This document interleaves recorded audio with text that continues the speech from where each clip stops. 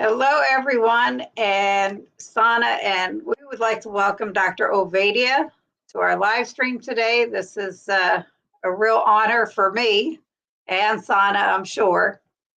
And Dr. Ovadia, thank you so much. If you don't know Dr. Ovadia, I don't know where you've been. He's a board certified cardiac surgeon, founder of Ovadia Heart Health, and author of Stay Off My Operating Table, which is one fantastic book, I gotta say. Dr. Ovadia, first of all, how did you get started with low carb, keto, carnivore, all that? Yeah, sure thing. And it's really great to be here with you, Cindy and Sana, and join your community and your audience. So my story, I think, starts similar to a lot of people that are probably listening. Despite the fact that I was a heart surgeon, I was very unhealthy. I was morbidly obese. I was pre-diabetic. And, I was following the advice that I had been educated to give people: eat less, move more, eat a low fat diet, follow the food pyramid, all of that stuff. And, I was increasingly aware of the fact that it wasn't working for me and it wasn't working for my patients. And thankfully, I started to get introduced to some different ideas. My journey really started honestly with my wife, who was struggling with some heartburn after she had had our children. And one of her practitioners said, "You should go gluten free." And, being the traditionally educated surgeon that I was skeptical because I was like, "You don't have celiac disease. Why would you need to go gluten free?" But I was also a supportive husband. And I said, "Okay, we'll give it a try together." And this was, around 2015-ish, 2016.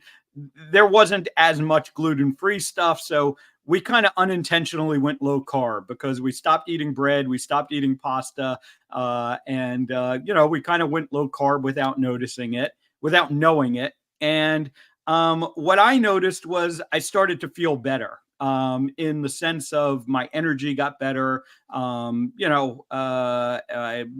a little bit better mental clarity, I would say, even before I really lost any weight. And, I kind of said, okay, that's interesting. I didn't really honestly think about it much. And then as it happened a few months later, I'm at a medical conference, the Society of Thoracic Surgeons meeting in Phoenix, Arizona. And there is a guest invited speaker by the name of Gary Taubes. And, I'm looking at the program and I'm like, who is this guy? Why is he talking to a bunch of heart surgeons? Maybe this is an opportunity to go back to the room and take a nap, or, I probably don't really need to listen to this one. But I sat there and Gary started talking. And of course, anyone that's heard Gary talk, he's very captivating. And what he started talking about immediately clicked with me. It immediately made sense. At that time, he had just written The Case Against Sugar. And of course, before that, he had written Good Calories, Bad Calories, and Why We Get Fat. And so I heard Gary talk. I bought his books on site. I read them on the plane ride home, basically. And that's when I intentionally went low carb, cut out the sugar. And that was kind of my introduction. Ultimately, I lost over 100 pounds and have been able to maintain that weight loss. I reversed my pre-diabetes. And along the way, I came to realize that a lot of what I had been taught about the disease that I dedicated my career to fighting, heart disease, was not the full story. And, all of the topics that I'm sure we'll get into: metabolic health, insulin resistance, what role cholesterol does and doesn't play in this whole process. These are now things that I, have educated myself on and been fortunate to learn from all of the great practitioners, scientists, citizen scientists that are in this community. I wrote the book now a little over, it's almost 3 years now that I wrote the book. And I started a telemedicine practice, Ovadia Heart Health, 4 years ago now. And so I work with people to keep them off the operating table because I'd much rather do that than continue to operate on them. I do continue to do both, but my passion really lies with keeping people off the operating table these days. Right. Well, being someone who, my father passed away at the age of 56 of a heart attack. He had a quadruple and open heart surgery when he was 50. He had scarlet fever as a child years and years ago. What they said, what we were told, that would develop into heart disease for him anyway.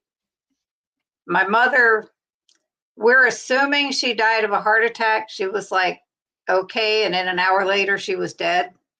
She had gone in the bathroom and she was gone. She was 74. I'm going to be 66 next month. I have lost 100 pounds, started keto in 2020. And just other things have popped up.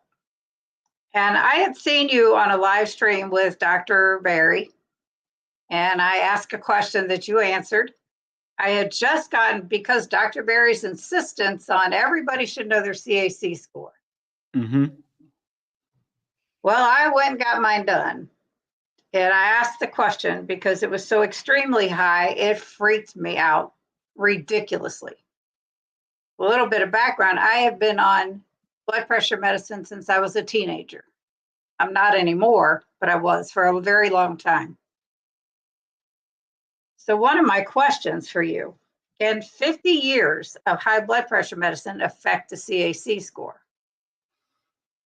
Yeah, that's a great question to be asking. And, I certainly agree, and obviously I've said it, on many platforms, including with Ken, with Dr. Berry, that, yeah, everyone should know their CAC score. That's one of the key pieces of information we need to know. And, zooming out from that, the bigger piece of information you need to know is, what is the environment that sets us up for developing plaque in our arteries. And that's where we really come around to insulin resistance and metabolic health. So, your question is, does high blood pressure medication cause plaque? And the answer is not directly, but high blood pressure is certainly one of the biggest risk indicators for having coronary artery disease. And the reason it's such a big risk indicator is because the vast majority of high blood pressure is attributable to insulin resistance and poor metabolic health. So the real question that you want to know, that everyone should want to know, is, am I insulin resistant? And that's really one of the basic pieces of information. And one of the reasons that I'm always out there trying to educate people. We've been told the whole narrative around heart disease is it's all about your cholesterol. And that's simply not true. And it doesn't mean that cholesterol is meaningless or cholesterol isn't involved in this process. But the reality is there is a much bigger risk factor that most people have no clue about. Most doctors have no clue about, and that is insulin resistance. And so the question that everyone should be asking is, am I insulin resistant? How do I figure that out? How do I work with my practitioner, my physician, to figure that out? And if it's present, what do I do about it? And so that is what I believe our focus needs to be if we're going to finally have an impact on heart disease. And recognize this, we've been focused on cholesterol as the primary driver of heart disease for 70 years now. And heart disease is not going away. It is getting worse. Heart disease remains far and away the number one killer here in the United States and in the entire world. And it is not getting better, despite the fact that we have been focused on diets to lower cholesterol, medications to lower cholesterol. All of this cholesterol-centric approach to heart disease is clearly not working. And that's the message that I'm trying to get out to people. Right. I so appreciate it too. My I will just tell you, my first CAC score, which I had done in June of 2022, was 5,552. Needless to say, stress level was out the roof once I heard that. Your advice when I asked that question when you were live with Dr. Berry was to have one done in a year. Use that as your baseline. I had one done in a year. I stayed keto. 6127. And then I found out, I had heard that usually it goes up 20% as you age. Mm-hmm. Mine only went up 10%. So I'm like, okay, maybe that's a positive, but it still freaked me out even more. I was more stressed, and I'm like, I don't think I'm going to have another one done because the stress level was just too much.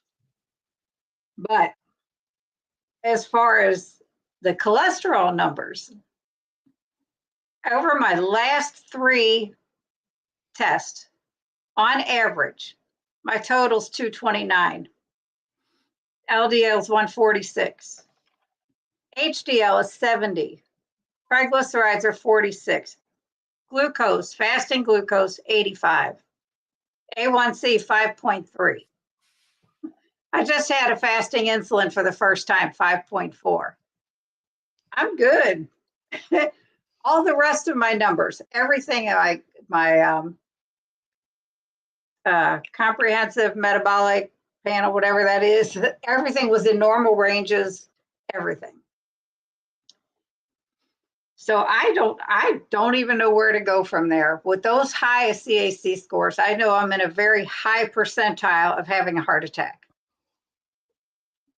Yeah. And, again, not giving specific medical advice, but the general concept here is, working with a practitioner that really understands this, because it does get complex. It's not as simple as 1 or 2 numbers. We need to look at the whole picture. We want to know, is your plaque progressing or not? And honestly, even looking at just the score year to year doesn't really give you all of the information. With my patients, I am looking at the pictures and we are comparing because, there's 2 reasons that your score could go up.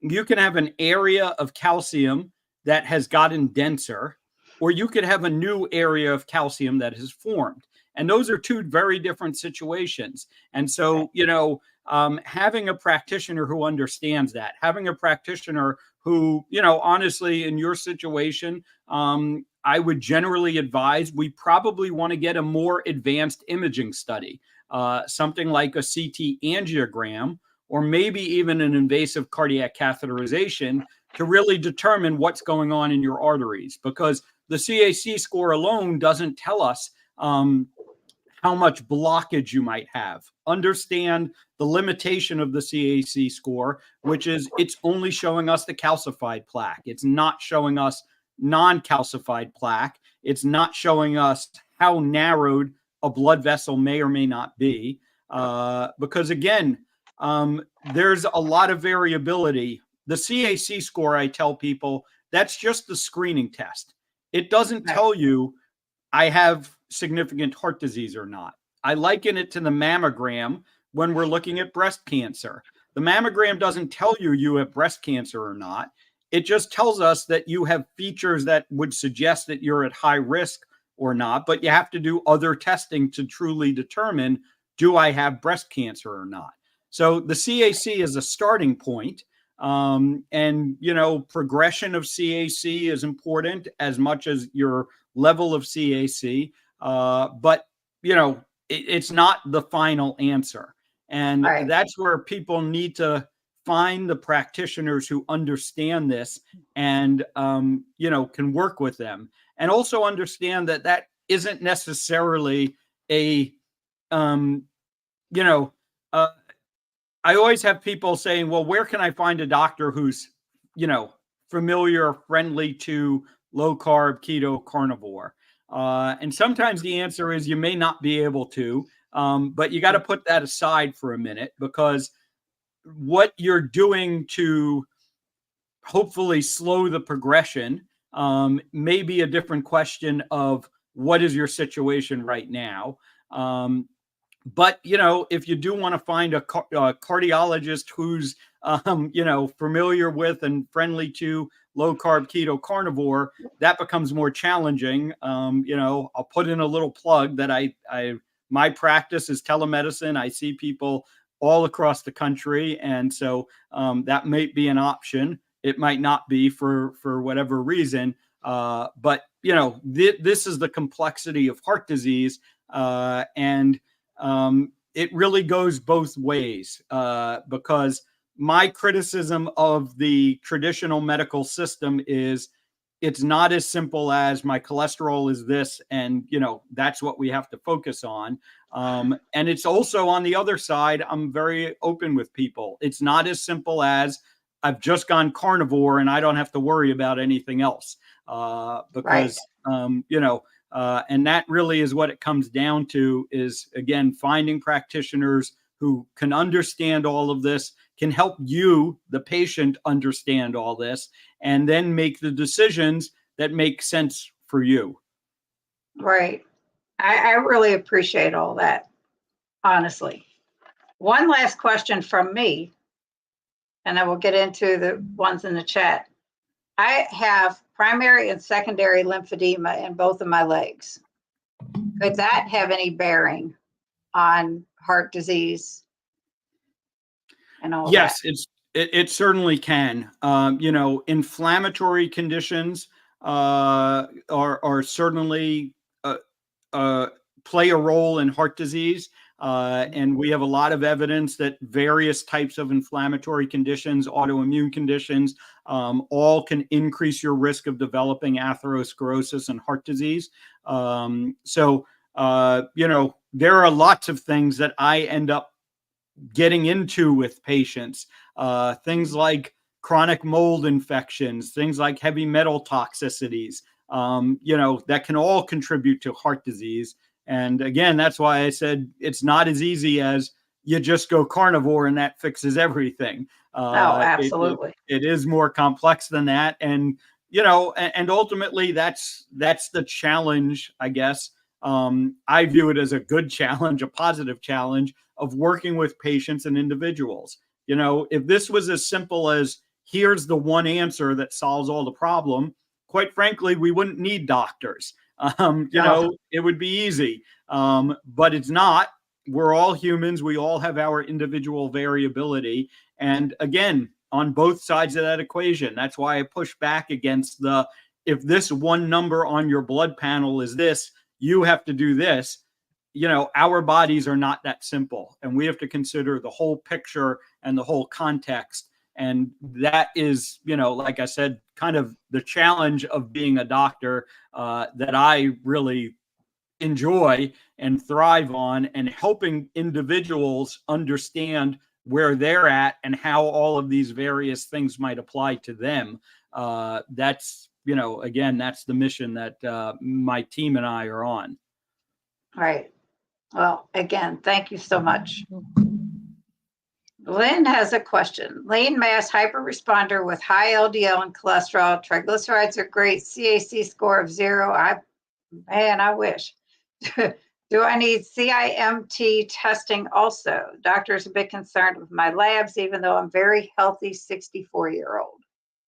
Yeah. So my take on CIMT, so that's your carotid intimal medial thickness. And what that is doing is looking at the plaque that is in the artery in your neck. And I don't think it really adds a whole lot on top of coronary artery calcium. There's some correlation between the two, but we oftentimes see situations that they're what we would say is discordant, means that, you know, we see disease in one place, but not in the other.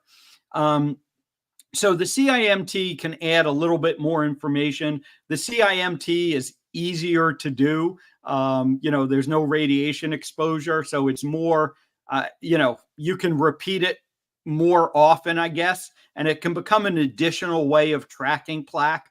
But ultimately, I go back to the CAC scan, because if we're worried about heart disease, I don't really want to be looking at the artery up here. I want to be looking at the arteries of the heart. And a CAC score of 0 in a 64-year-old is a very good prognostic sign. And I would just, my general advice is just to follow that. Get another CAC score in a year, in 2 years, in 3 years. Kind of, it depends on how worried you are, and make sure that it's staying 0. And if you want to get the CIMT and have another piece of information, great. I'm just not as big a fan of the CIMT. And the other important part here is, the criticism, I'll say, of the keto community and the low carb community and the lean mass hyper responders, that Dave Feldman gets criticized about, is the perception is that people are ignoring their cholesterol. And what I want people to understand is no one's ignoring it. We're just managing it in a different way. What we're saying is, instead of just blanket lowering the cholesterol, what we're going to do is, a patient like this is going to be very closely followed. And yeah, if you get another CAC score in a year and it's no longer 0, that's a warning sign. If you get it in a year and it continues to be 0, and then you get it 5 years later and it continues to be 0, that shows us that, for whatever reason that we don't fully understand yet, we're trying to figure it out, the LDL elevation in lean mass hyperresponders might be different than the LDL elevation that we see in conditions like familial hypercholesterolemia. And that's part of the science that's being done. That's what Dave Feldman and many others are trying to understand. And, that's the conversation that I have with my patients. We don't have the answer. We don't know the results of the studies that are ongoing yet. And those are going to help us to better understand this. But on some level, each one of us is balancing the risks and the benefits of lowering our LDL cholesterol and not lowering our LDL cholesterol, essentially. And that's what always happens in medicine. There's always that risk-benefit equation. And so that's, again, what a good practitioner is going to help you, the individual, understand about your situation. Right. Okay, CB has a question. Thanks for your help. For someone who had a heart attack and triple bypass 2 decades ago, more recently 2 TIAs, is Crestor 40 milligrams actually helpful or harmful? So, the way that I would look at this question is, certainly the most robust data we have on lowering cholesterol is in the setting of what we call secondary prevention. And secondary prevention means that someone who has already had a cardiovascular event, heart attack, stroke, bypass surgery, stents, we're trying to prevent another occurrence, another event from happening. And that's where we have the most robust data around the benefit of cholesterol lowering, statins or else, and one thing I want people to understand is, one of the things we have today that, again, maybe is part of the conversation with your practitioner, is statins aren't the only way to lower cholesterol. There are other classes of medications that lower cholesterol now, and they may have some advantages over statins. So that's part of the consideration. But again, with a patient like this, have you figured out if you're insulin resistant or not? Have you figured out, do you have elevated inflammatory markers? Do you have something that may be partnering with cholesterol, or maybe something that actually has nothing to do with cholesterol that's driving the ongoing vascular disease that seems to be occurring? And again, this is the main criticism I have of our mainstream medical system. It stops at cholesterol. And patients like this, the view is all we can do is lower their cholesterol. And if we've lowered their cholesterol and they're still continuing to have problems, maybe we need to lower their cholesterol even more. Or maybe it's just, we toss our hands up and say, bad genetics, sorry, there's nothing else we can do. And the real answer should be, there's a lot more that we can do on top of lowering cholesterol. and maybe instead of lowering cholesterol, and looking at things like insulin resistance and inflammation, and what else might be driving this vascular disease. Those are the questions we really need to be answering. Okay, Lynn has another question. I've heard red yeast rice works like a statin. Would the side effects of it be similar to a statin, or would it be a better option instead of a statin? Yeah, my take on red yeast rice, which is a supplement that's supposed to have some cholesterol lowering effects. In my experience, no, it's not as effective as statins. Yes, it does have less side effects than statins. But, again, I think the question really becomes, do we need to lower your cholesterol or not? And if we do need to lower your cholesterol, what are our various options for doing that? And, there are a number of supplements besides red yeast rice that have been promoted as having cholesterol lowering effects. Even something like berberine, which is, commonly thought of as lowering blood sugar, has been shown to have some cholesterol lowering effects.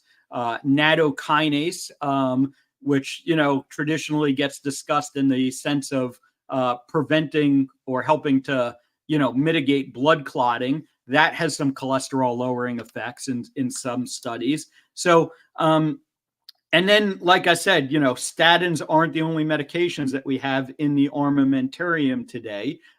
We have, things like bempedoic acid and ezetimibe. We have PCSK9 inhibitors. So, but that all is secondary to the question of, is there going to be benefit to you, the patient in front of me, to lowering your cholesterol? And, I kind of look at this like, we make the decision one way or the other. We don't really say, well, we're going to be kind of wishy-washy and we don't want to use statins, but we're going to use these other things that maybe lower it a little bit. It's like, if you truly believe that cholesterol lowering is the way to improve your situation, then let's do it, with the most effective means that we have available to us. But if you've said, well, I don't think cholesterol lowering is important to me, then, I don't see why you would then be adding a supplement that maybe lowers your cholesterol a little bit. That's kind of the way that I look at that question. All righty. CB, you mentioned telemedicine. Just a practical question. Does your practice accept Medicare insurance? Sorry to be so pragmatic. Yeah, and it is a very pragmatic question. And the unfortunate answer is no, we don't accept any insurance. And the reason is because I believe that insurance companies today are getting in between, doctors and patients. And I want to have that direct relationship with my patient. I want to be deciding with my patient what is appropriate and what is not appropriate. I don't want the insurance company dictating that. And that's unfortunately what insurance companies do. And, they serve some usefulness. But the unfortunate reality is, if your insurance company has taken over the responsibility of paying for the care, then they get to decide what care you get and what care you don't get. And they have decided that preventative care, like I do in my telemedicine practice, is not properly valued. And that's why I have decided not to use insurance. Now, the patients in my practice who need testing done, like lab work, like these, studies that we've been talking about, they can oftentimes get their insurance to pay for that. But working with me is a direct financial relationship. You, the patient, is paying me directly. I am therefore, at your disposal, I guess you could say. And together we decide what the appropriate treatments are and may not be. Right. Now, I can attest to the Medicare insurance stuff. My husband is a type 1 diabetic, and he's on a pump and he has a CGM. But there are times when the CGM just doesn't work and he's out of them and they won't send extras. The doctor prescribed test strips for his meter, and the insurance company denied them. That's just crazy. Yeah, And very unfortunate. And, I'll mention continuous glucose Yeah. monitors as a great example of this problem. Most insurances won't pay for continuous glucose monitors unless you are, a diabetic who's on multiple medications and still having trouble controlling your blood glucose. We have lots of data, to show us that if you're pre-diabetic or, if you're a type 2 diabetic, but you're only on, let's say one oral medication, a CGM can be very helpful in improving your situation, and yet the insurance company won't pay for it. And that's just sort of an example of why the insurance companies aren't always, your health isn't their primary concern, to be quite honest. And, it's like anything else in life. Yes, it's going to cost you some money to work with me, let's say, or quite frankly, many of the physicians in the low carb space. But that's an investment in your health. And it's then up to you to decide, is that investment worth it? And the unfortunate thing is that many people have been investing in their medical insurance for many, many years and not getting good value from that. And, I can't change the insurance companies at this point. Maybe long term we'll be able to have an effect on them. But right now, sometimes what I tell people is that this may take some effort, some time, some money. It's not as simple as, maybe what we're used to of, the insurance company assigned us a doctor who happens to be close by and can get me in for an appointment. That may not be the best approach to your health. And it may take, I have to travel, or I have to seek out the doctors that are knowledgeable about this stuff. I have to, like I said, I've eliminated the travel problem. You don't have to come see me. We do it online. I can see you anywhere. But it's going to cost you some money. And hopefully, I haven't had many patients. I really haven't had any patients who say it wasn't worth it in the end. But I understand that, it is an expense, and I'm asking people to, take on that expense. But I think most of the people that I work with find that to be quite valuable. Very good. Absolutely. I can vouch from behind the scenes. So not to breach my contract with my employer, but I actually do clinical reviews as an auditor for claims that come from the providers. And I can tell you, we simply kind of, as just like a formality, we clinically review the claim that got denied. But understand, everything goes back to the plan language. Everything goes back to the benefits. So I want everyone to understand very much what Dr. Ovadia is explaining when it comes to insurance companies. It definitely is your benefits, regardless of how you look at it. Us as a clinical team, we review. We have board certified physicians reviewing these claims. But at the end of the day, if your insurance does not cover it, if it is not in your plan language, I'm sorry, my friends, it is not getting covered.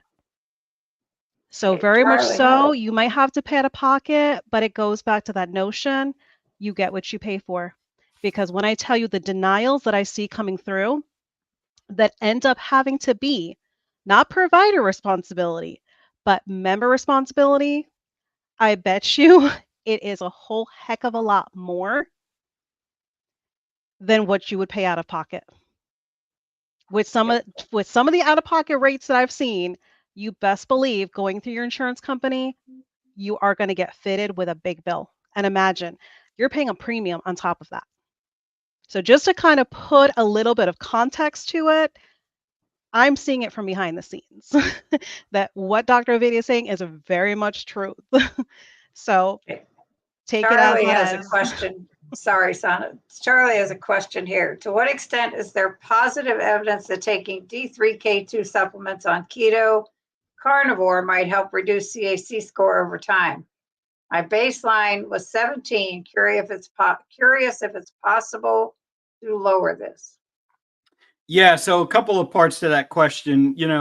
In terms of the evidence for K2, in particular, helping to slow the progression of plaque of calcified plaque formation.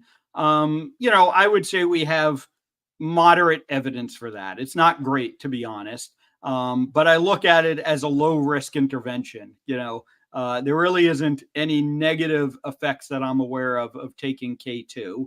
Vitamin D3, honestly, the vast majority of people are deficient in. So I think it does make sense to take them together because they do interact along with calcium. So that's the first part of the question. Now, certainly on a carnivore diet, you're probably getting plenty of vitamin K2 in your diet. So do you need to actually supplement or not? That we really have no data on because, carnivores haven't been extensively studied as a dietary strategy. So that's part one. Part two of, my CAC score is whatever. Can I lower it? I believe the answer is yes. But I want people to understand the lowering that I've seen in some of my patients is on the order of 10 to 20%. It's not dramatic. I haven't seen anyone go from 500 to 0. I know there are, I'll say, people online who are reporting that. And, it may be true, it may not be true. But what I do know, and again, the evidence that we do have very good evidence on, is if your score is not progressing, so if it's staying the same, that means that you are at low risk of having an event. And so that's really the goal that I have with working with patients. Whatever your CAC score is when you come to me, and understanding that, most of the people who come to me, they had a long period of time where they weren't managing things well. They were insulin resistant. They were eating a standard Western diet, and then they decided to go keto, carnivore, whatever, low carb. And that's when they first learned about the CAC scan. So that's when they get their first scan and the score is elevated. And now we don't know, when did this happen? Is it progressing? And that's why I stress the importance of repeating these scans over time. And so someone like yourself, if you do a scan again in a year or two and your score is still, 17, great. If it's gone down some, even better. But as long as it's not getting worse over time, and like Cindy mentioned earlier, the studies would suggest that average rates of progression are somewhere in the 15 to 25% per year range, depending on which study you look at. If you're progressing slower than that, or you're not progressing at all, we know that you're at lower risk for having a clinical event moving forward. Oh, so my 10% keeps me a little bit lower, even though my score is so high. It does. And the score, the absolute score is one part of it. The progression of that score over time is another part of the understanding the risk. Right. I'm telling you, I have never been so freaked out in my life when I got those scores done. And it was like, oh my word. I called my sister Deb, who's in the chat. I said, I'm just going to die. I'm going to die soon. And that's a common reaction. But understand it's not as black and white. Even the CAC score, yes, it's an important part of the puzzle, but it's not the only part of the puzzle. Right. And there is a lot of variability. I have seen people with scores in the 300 to 400 range who end up needing bypass surgery or a stent. They come and, see me as a surgeon. I've seen people with scores as high as yours who don't. Again, the score, the one number doesn't tell the whole story. Right. Because you can picture, for instance, if you have a blood vessel and, we're looking at the blood vessel like this, and the blood vessel is, let's say this long. And let's say your score within that blood vessel is 1,000. Do you have one big chunk of 1,000 worth of calcium in one spot? or do you have 1,000 worth of calcium that's all spread out, through the length of the blood vessel? Those are going to be two very different clinical situations. So that's, again, why even, as much as I advocate for the CAC score, just knowing that one number isn't enough. Having a good doctor who can look at the pictures, and considering advanced testing like a CT angiogram I mentioned before, you just keep digging in. It's, again, I know many of us don't eat onions, but it's unpeeling that onion, layer by layer, and figuring out, what's really going on. Right. Rick says, I got tired of having my insurance company dictating my health care. I quit my traditional doctor, pay the new doc directly, and I'm feeling much better. Yeah, I think a lot of people are discovering that, that when you have that direct relationship with your physician, it's better for you, the patient, and it's better for your physician, quite honestly. Right. Lynn wanted to thank you, as does Charlie, for answering their question.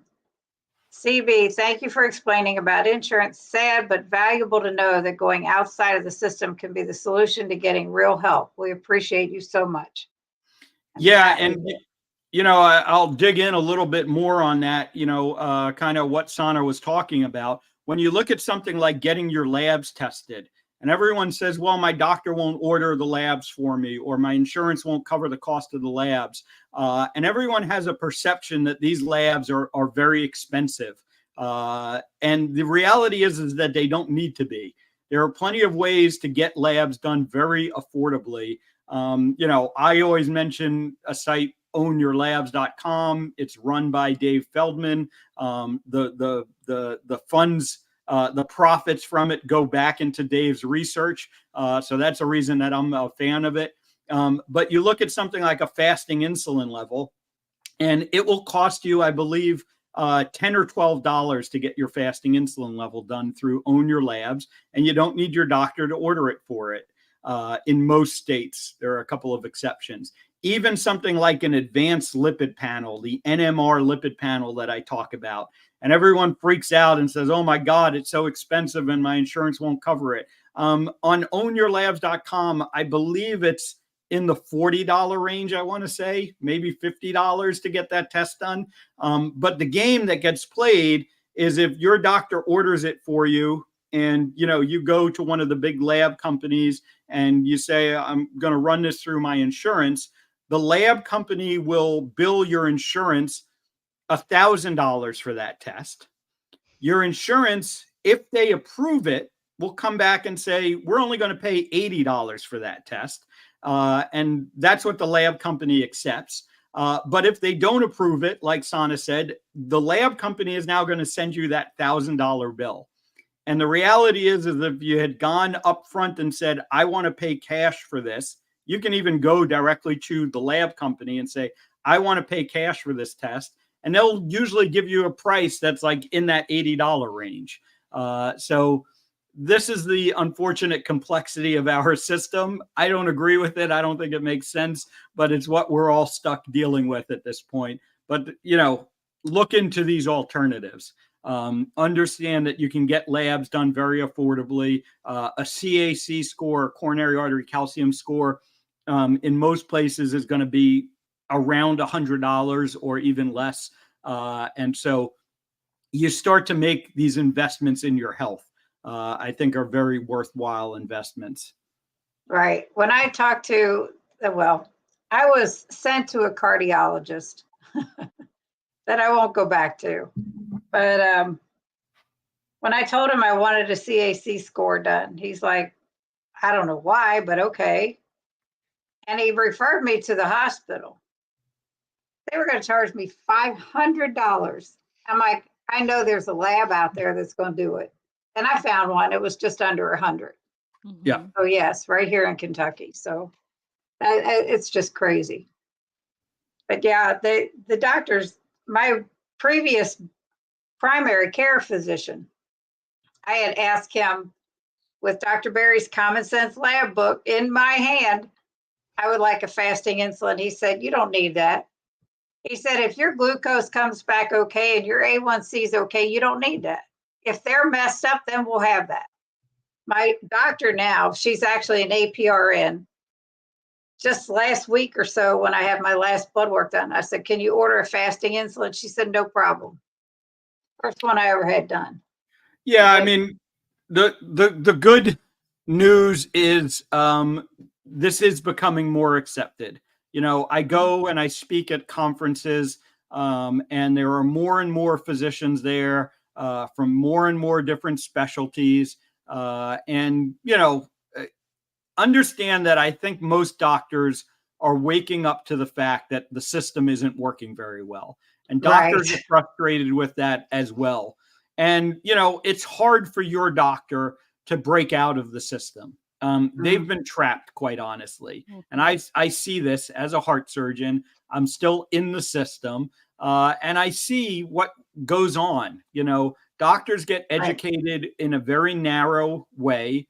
We only get presented with a small amount of the information that's actually out there. The information that we get presented with is largely influenced by the pharmaceutical industry. And, you know, your doctor may not even recognize, may not know that there's an alternative. You know, I only, you know, like I said, kind of stumbled into this. I discovered it by accident. I wonder why one of my colleagues, you know, in the 10 plus years that I was a morbidly obese heart surgeon, like, why didn't one of my colleagues pull me aside and say, you know, there's something else you can be doing? Like, why aren't you doing this? But none of them did, because quite honestly, I don't think any of them knew.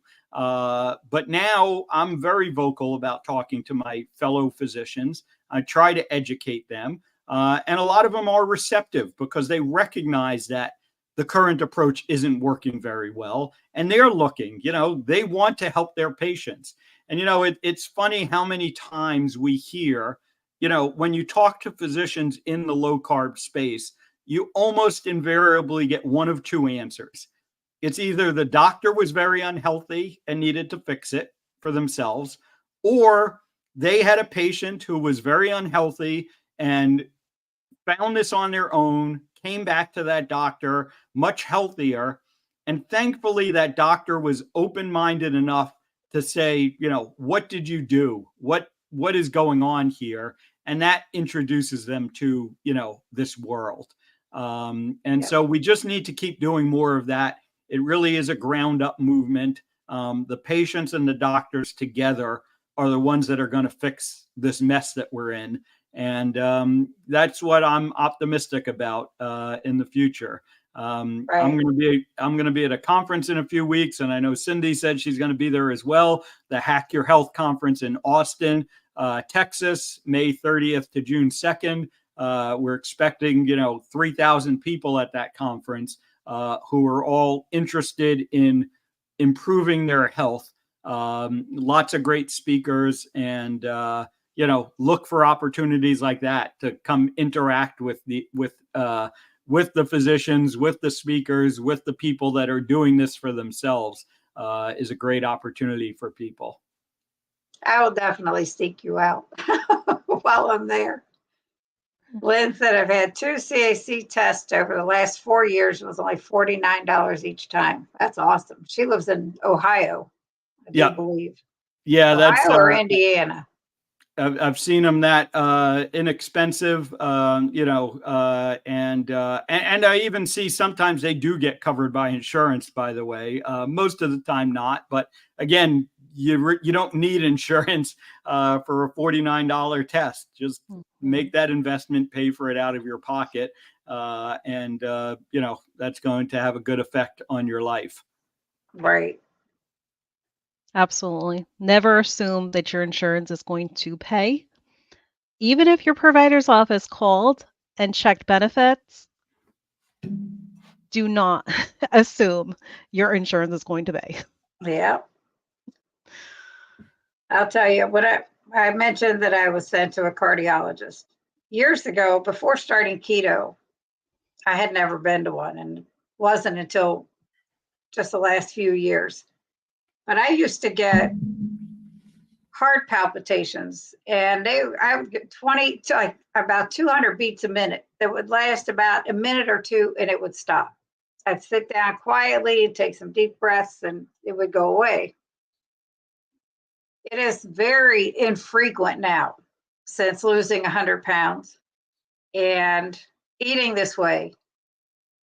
They're very infrequent, and they're not as severe as they used to be. So I can only hope and pray that eating this way is what made that better. And that was scary. That was like, holy mackerel. But yeah, that was nuts. So anything from you, Sana? I didn't want to take away from the great discussion that was going on. I And I everyone think was I've bringing covered through such everything I great have written questions. down because I was really, I've been really concerned about all of this. I And know you have, yes. well, yeah, I mean, Yeah. Yeah, big well, numbers here. again, I think the message to your audience is make sure you've taken charge of your health. You're advocating for yourself. Get educated. Find doctors that are willing to educate you so that you can make these decisions as to what is best for you. And that's ultimately what we need to do. And, if anyone is interested in working with me and my team, you can come find us at iFix Hearts everywhere. That's where we're at on all the social media. You can go to ifixhearts.com and connect with the team directly. And, but just advocate for yourself first and foremost, and find a practitioner to partner with on this journey towards better health. Oh, absolutely. The cardiologist that I was sent to just a couple of years ago, talking to the nurse when they ask you all the questions, and I told her that I was on a statin years ago. Right? We're talking 20 some years ago. And it hurt my muscles so badly I could not move my arms without pain. She said, all right, you're allergic to statins. Now, I've told this story on my channel. There's a whole video about it. My cardiologist comes in. Well, I had an abnormal EKG. Then he did an echo, and it was normal. I was like, all right. And that's when I had the CAC after that, the first one. And he says, oh, I think we need to put you on a statin. There was no talk about a lipid panel at all, nothing. And I'm like, no, not taking them. Did you see my chart that you all updated saying I was allergic to statins? The following year, when I went back for my follow-up with the same doctor, still tried to put me on a statin. Still no lipid panel talk, no nothing. And then he looked at me. I said, no. I said, I'm not doing this. I've done this before. It's painful. I have really bad side effects from it. And he says, what, you can't deal with the pain? And I'm like, what? So needless to say, I have no cardiologist. I will not go back to him. He's crazy. Yeah, very unfortunate, and certainly would encourage you to find another physician. Like I said, there are lots of options out there today for lowering cholesterol if we think that's the right answer, and understanding whether or not that's the right answer. Again, find a good practitioner to work with on that. Right. Well, my cholesterol numbers are good, though. I mean, overall, they're pretty good. Charlie, do you often? Well, I'm sorry. I was just going to say, it's been a pleasure interacting with everyone. I'm off to start seeing some patients now. So, All righty. like I Well, said, thank you. sorry for the questions we didn't get to. And thank you so much, Dr. Ovadia. I really appreciate your Yes, time. absolutely appreciate your time. And I will look for you at Hack Your Health. I look forward to seeing you there. And I'll put all your contact in the description of the video. Great. So, All right. All Thank right. you so Thank much. you, Donna and Cindy. Thank you. Thank you, everybody that showed up in the chat. Have a good day. Yes, thank you so much, everyone. All right. Hey, that was great. All right, we're still Yes. live. A- We're still As we live. all I am know, the I'm very schedule. sorry that I didn't get to a couple of the questions here, Charlie and Donna. Yes, but Let me we can see. only The understand. LDL rise when folks are losing weight. My doc doesn't seem concerned with my rise in LDL because I'm still losing weight. What are you doing in this context? Well, from what Dr. Berry says, your body needs LDL cholesterol anyway. So I wouldn't worry about LDL, and that's what he says all the time. I thought CAC test had to be done at the hospital. I have an order for one. I went to, I'll tell you right now. Definitely check with your I insurance went benefit. here in Kentucky. I went to Bluegrass Regional Imaging. Yeah, definitely check with your insurance benefits because you need to check with your benefits to find out for that particular procedure They to won't cover see it. if they're going, well, they'll do it under the hospital benefits. That's why you were quoted $500 because it's being done under the hospital benefits. But the hospital insurance wasn't going to cover it, even for the $500. Sure, yeah, that would have been your cost for the hospital. You need to check and see because a lot of times they're wanting you to get the lowest level of care, which is your imaging centers. So definitely check your insurance benefits. Right. I checked both ways, and neither way would they cover it. Some don't cover I'll at just pay out of all. pocket. Yes, Some the Donna. deductible applies. So much variation. By the time And a you lot of pay your times deductible, you may as well pay for the test. yeah. And a lot of times the imaging centers, they'll actually do it for a lower cost, even going through without the insurance. So definitely a good question. Yes. Thank you Ask your so local much for his imaging center. time. Yeah, it was great.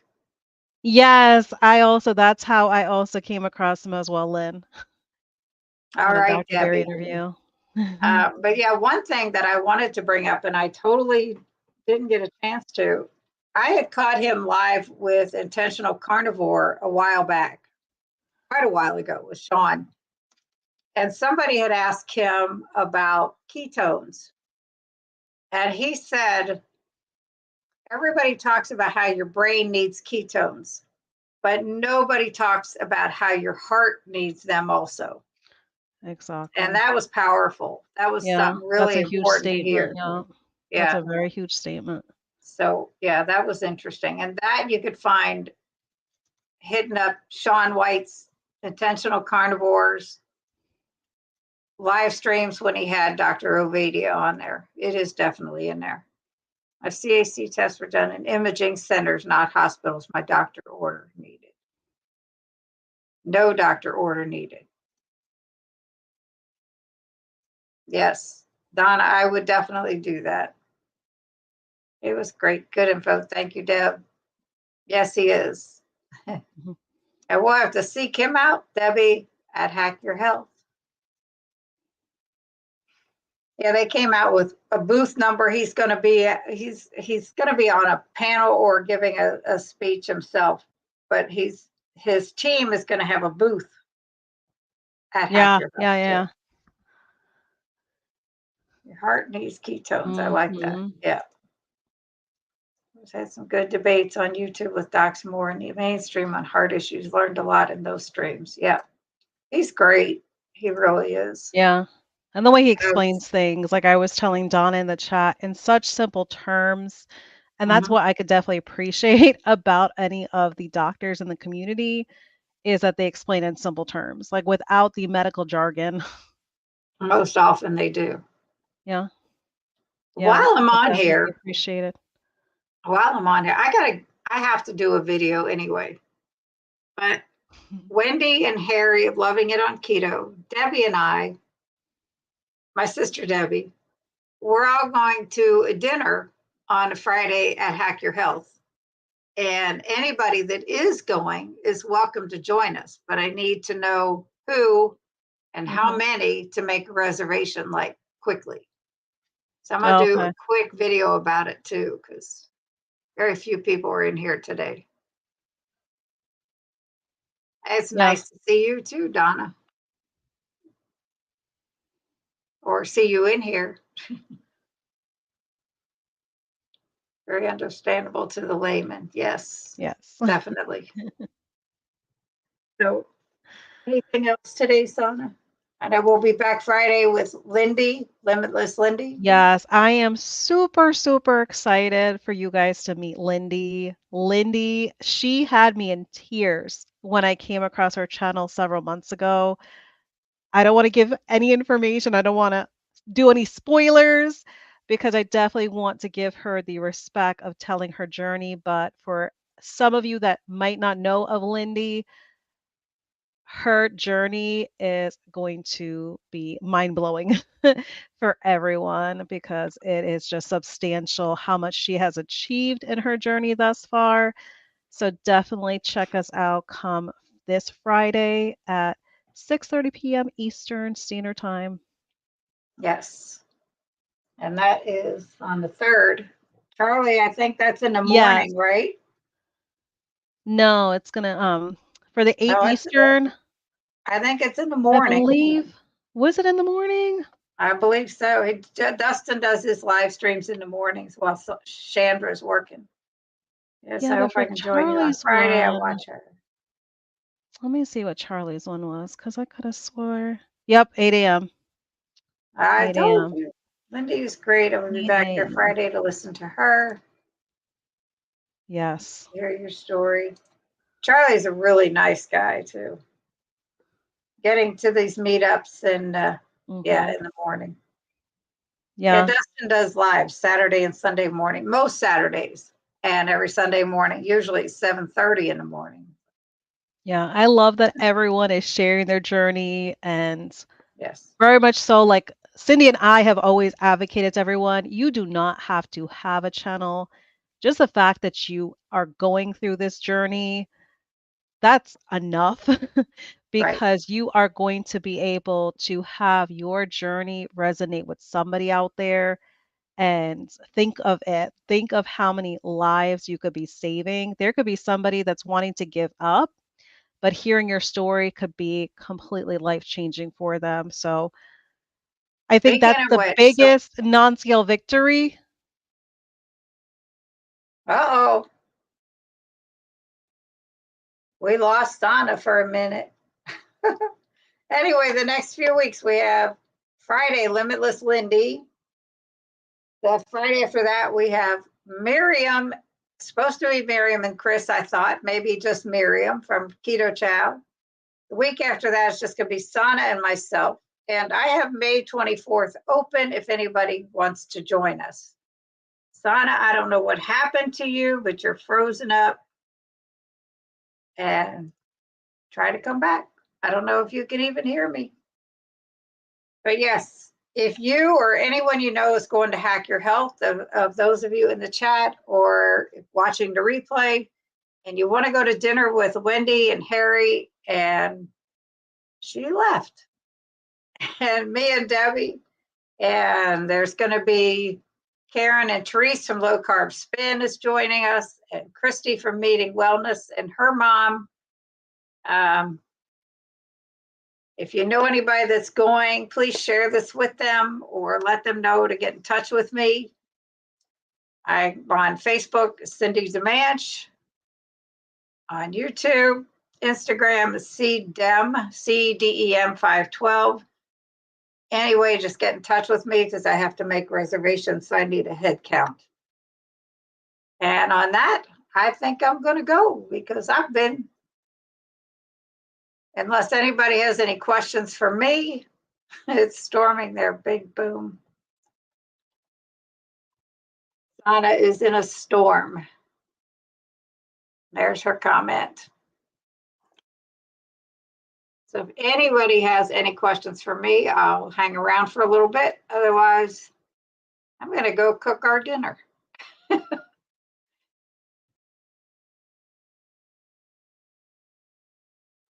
All right. I guess not. So anyway, everybody have a good night. thank you so much for joining this chat with Dr. Ovadia. I really appreciate it. He's great. And we will see you on Friday. Good night, everybody.